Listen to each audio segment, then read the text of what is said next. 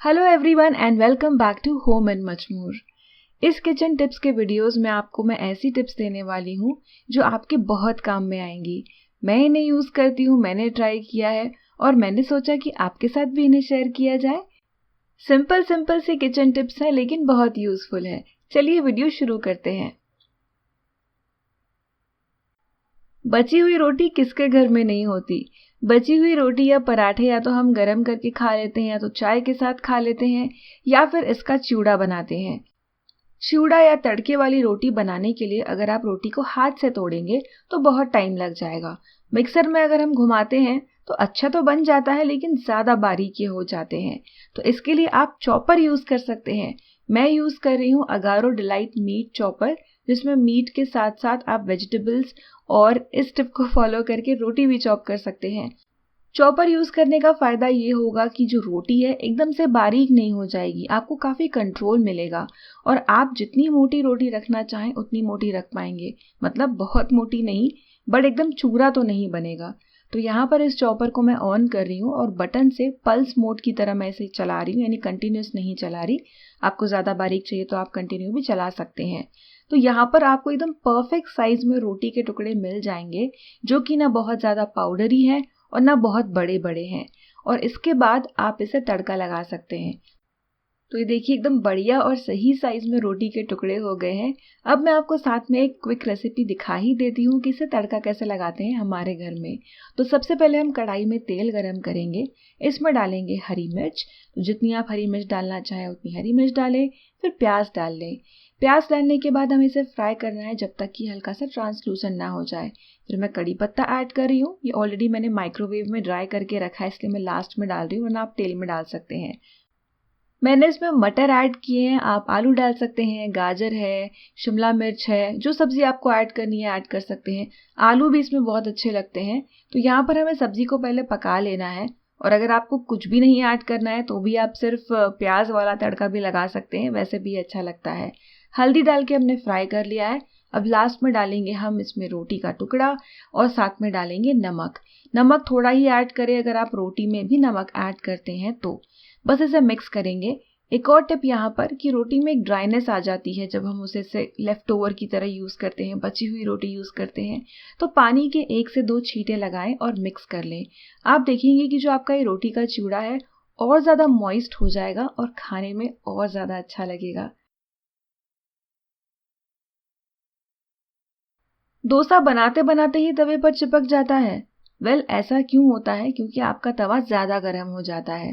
तो यहाँ पर मेरे पास सीजन्ड कास्ट आयरन का पैन है, मैंने तेल लगा के इसे रखा हुआ है। जब भी मैं इसे धोती हूँ तो वापस से तेल लगा कर रखती हूँ। अब इसे धीमी आंच पर मैं गर्म कर रही हूँ।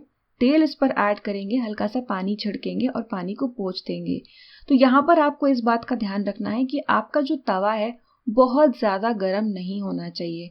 पानी हम इसीलिए छिड़कते हैं ताकि अगर गर्म ज़्यादा हो गया है तवा तो उसका टेम्परेचर नीचे आ जाए। क्योंकि अगर बहुत गर्म होगा तो बैटर फैलाते फैलाते ही चिपकने लगेगा और उठने लगेगा। ये देखिए अच्छे से यहाँ पर मैंने फैला दिया है। फैलाने के बाद आप इसे ज़रा मीडियम फ्लेम पर पका सकते हैं। इनफैक्ट फ्लेम बढ़ा के ही पकाएं, लो फ्लेम पर ना पकाएं। मैंने इस पर घी ऐड किया है, आप तेल भी डाल सकते हैं, लेकिन डोसे और घी का कॉम्बिनेशन बहुत अच्छा लगता है। तो देखिए जो एजेस हैं ये अपने आप उठने लगी है और ये वाला डोसा तो एकदम बहुत ही अच्छे से खुद ही निकल गया है तवे से। मैं यहाँ पर पोड़ी ऐड कर रही हूँ, तो पोड़ी भी बढ़िया लगती है डोसे के ऊपर। डोसा अपने आप काफ़ी हद तक यहाँ पर निकल गया है। तो ये बढ़िया सा घर पर बने हुए बैटर का डोसा हमारा तैयार है। अब क्या है, हमने मीडियम फ्लेम पर डोसा पकाया था तो फिर से तवा जो है हमारा ज़्यादा गर्म हो गया है। तो आँच हम धीमी करेंगे, तेल लगाएंगे, पानी छिड़केंगे। आप चाहें तो तेल एक प्याज से भी लगा सकते हैं। प्याज का आधा टुकड़ा लेके फोक पर लगा कर रखें। आपने देखा ही होगा स्ट्रीट वेंडर्स ऐसा करते हैं। और फिर डोसा स्प्रेड करें, एकदम आसानी से स्प्रेड हो जाएगा। इस बार मैं प्लेन डोसा बना रही हूँ। अब ऐसा होता है कि हॉट स्पॉट्स बन जाते हैं, यानी डोसा एक तरफ से ब्राउन होने लगता है, दूसरी तरफ नहीं होता है। तो गैस पर आप तवे को खिसका खिसका कर डोसे को पकाएं और इस तरह से एकदम इवनली आपका डोसा बनेगा। इस तरह की बॉटल्स हमारे घर में होती ही है, फिर जैम की हो, शेज़वान चटनी की हो, या फिर हमने इन बॉटल्स को रीयूज़ करके ही उसमें कुछ रखा हो। पर क्या होता है कि इसका ढक्कन खोलना हमारे लिए मुश्किल हो जाता है, हम कभी कभी इसे बहुत टाइट बंद कर देते हैं। इन ढक्कनों को आसानी से ओपन करने के लिए एक चम्मच से आप हल्के हाथ से टैप करें और फिर हाथ से ऐसे टैप करें। इसके बाद रिलेटिवली काफ़ी आसानी से जो ढक्कन है वो खुल जाएगा। तो हल्का हल्का टैप करना है और उसके बाद इसे हाथ से भी टैप करना है, इस तरह से ज़रा ज़ोर से मारना है हाथ से और फिर ओपन करना है। तो इस टिप को भी आप ज़रूर ट्राई करना। गुलाब जामुन में, आइसक्रीम्स में, केक्स में अगर आप मेरी टेरेस किचन की रेसिपीज़ फॉलो करते हैं, मैंने काफ़ी रेसिपीज़ में खोया या मावा यूज़ किया है, लेकिन ये हर बार अवेलेबल नहीं होता है। इसे आप आसानी से घर पर बना सकते हैं। जितना आप मिल्क पाउडर या dairy whitener, normally dairy whitener ही मिलता है हमारे यहाँ पर, तो डेयरी व्हाइटनर जितना ले रहे हैं उससे आधा आपको दूध लेना है और 2 से 3 चम्मच घी यूज़ करना है। तो यहाँ पर मैंने छोटी कटोरी ली है इसलिए मैंने 2 चम्मच घी यूज़ किया है। तो बड़ी कटोरी लेते हैं तो उसके हिसाब से घी यूज़ करें। धीमी आंच पर पकाएं, धीरे धीरे ये गाढ़ा होने लगेगा। 10 मिनट के अंदर ये खोया बन जाएगा आपका। तो इसे चलाएं और लास्ट में फिर से थोड़ा सा घी डालें। तो एक छोटी कटोरी डेयरी व्हाइटनर में मैंने उसका आधा दूध डाला है और 2 छोटे चम्मच घी के यूज़ किए हैं। तो देखिए घी डालने के बाद एकदम अच्छे से ये इकट्ठा हो जाएगा, साइड्स भी छोड़ने लगेगा। बस थोड़ा सा और इसे पकाना है और बढ़िया हमारा ये जो खोया है यहाँ पर तैयार हो गया है। इसे अब मैं एक बर्तन में ट्रांसफ़र कर रही हूँ ताकि ये थोड़ा सा ठंडा हो जाए। तो जब ये थोड़ा सा ठंडा हो जाएगा तो मैं आपको दिखाती हूँ कि कैसा दिखता है। हल्का सा फैला दें ताकि ये जल्दी ठंडा हो जाए। तो इसे थोड़ी देर रख देते हैं। अब इसके बाद मैं इसे ऐसे लूज़ कर रही हूँ। बिल्कुल जो मार्केट में खोया मिलता है वैसा ही ये हो गया है। ऐसे ही अगर टेस्ट करके देखेंगे ना तो खाने में इतना ज़्यादा टेस्टी लगता है कि बस मन करता है कि खोया ऐसे ही खा जाओ। तो ये हमारा तैयार हो गया है, अपनी रेसिपी में यूज़ करें। किचन सिंक को मेंटेन करना यानी साफ रखना बहुत ज़रूरी होता है और अगर आप इसे नहीं धोएंगे तो ये गंदा हो जाएगा। लेकिन ये जो छोटे छोटे कॉर्नर्स होते हैं, जॉइंट्स होते हैं ना, ये आसानी से साफ़ नहीं होते। यहाँ पर एक ब्राउनिश लेयर जम जाती है। फिलहाल मेरे सिंक में इतनी है नहीं क्योंकि मैं रेगुलरली इसे साफ़ करती हूँ। और इस तरह के कॉर्नर्स में भी ब्राउन ब्राउन से स्पॉट्स आते हैं। तो ऐसा मेटल का जो ब्रश आता है वो आप यूज़ करें क्योंकि कम प्रेशर अप्लाई करके ये वाला ब्रश आसानी से ही गंदगी निकाल देता है।